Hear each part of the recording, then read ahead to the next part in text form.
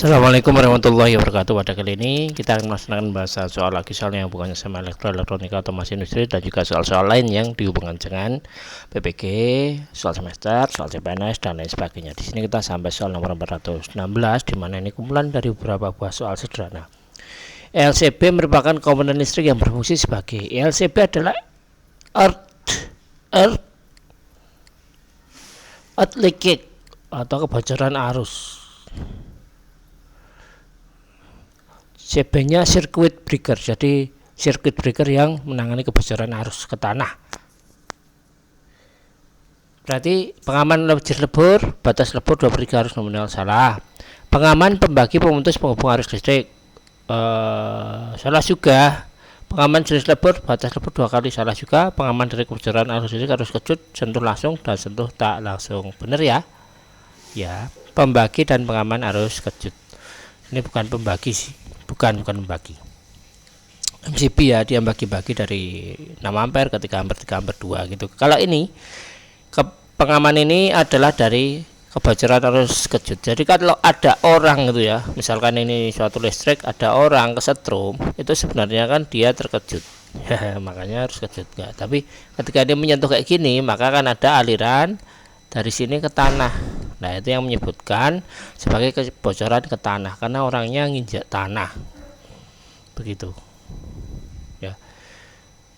Jadi jawaban yang paling tepat adalah pengaman dari kebocoran arus listrik, arus kejut, sentuh langsung dan sentuh tak langsung.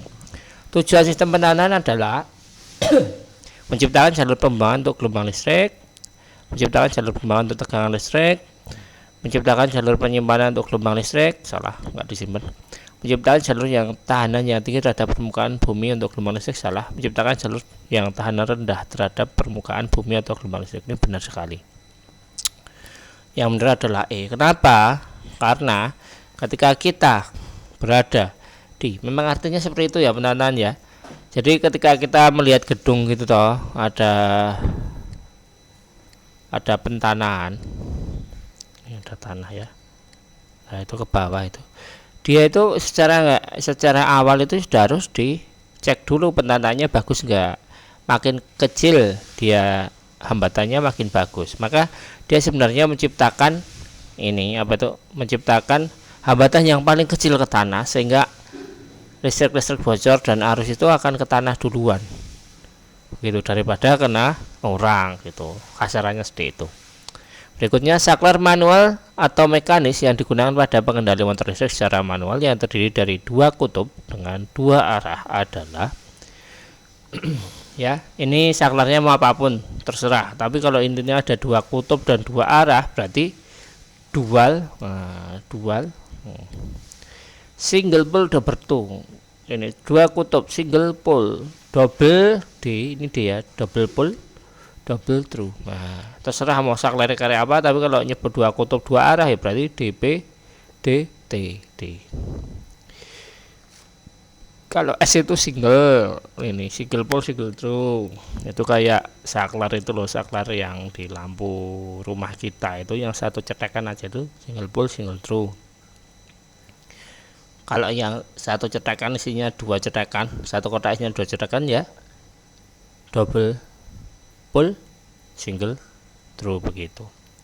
Saklar manual atau mekanis yang digunakan pada pengendali motor listrik secara manual terdiri dari 1 kutub dengan 2 arah. Nah, berarti single pole. Nah, kutub kan pole kan, double true. SPDT ini jawabannya ini. Terserah mau pengendali apa, tapi yang jelas kalau ada 1 kutub dan 2 arah ya. Seperti itu, 1 kutub 2 arah. Contohnya apa? Contohnya adalah apa ya? Saklar tukar Pak ya, saklar tukar yang sumbernya 1 kemudian pilihannya bisa 2 itu kontaknya. Berikutnya, gambar di samping ini merupakan simbol dari ini ya, gambarnya di bawah. Ini adalah simbol dari thermal overload relay. Jadi ini ada yang dilewati, ini bentuknya kan pengaman thermal toh. Dilewati arus, kemudian nanti ini ada yang kontak NC 9596 dan kontak NO 9798. Jadi ketika normal-normal aja, maka ini akan kayak gini. Tapi ketika ini ada arus yang besar, maka ini akan terputus dan ini akan menyambung. Ya seperti itulah sifat NC dia, ketika ada ini akan terputus, ketika ada masalah yang ini akan menyambung. Mungkin itu aja ya yang bisa kami sampaikan. Kurang lebihnya mohon maaf, kalau ada salah mohon maaf, bisa tulis di komentar. Kalau ada soal bisa kirim ke sini, dan mau subscribe silahkan, enggak juga silahkan.